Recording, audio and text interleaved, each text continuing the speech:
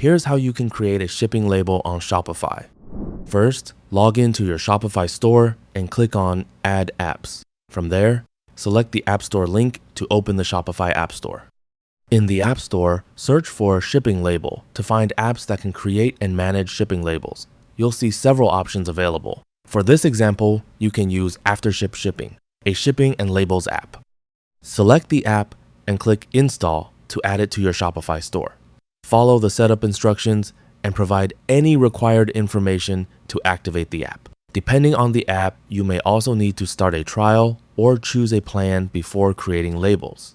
Once the app is installed and set up, open it from your Shopify admin. Your store and order information should be imported automatically. You'll then need to enter the required shipping information, including the sender and recipient details, package information, and any other details requested by the app. That's all for this video. Thanks.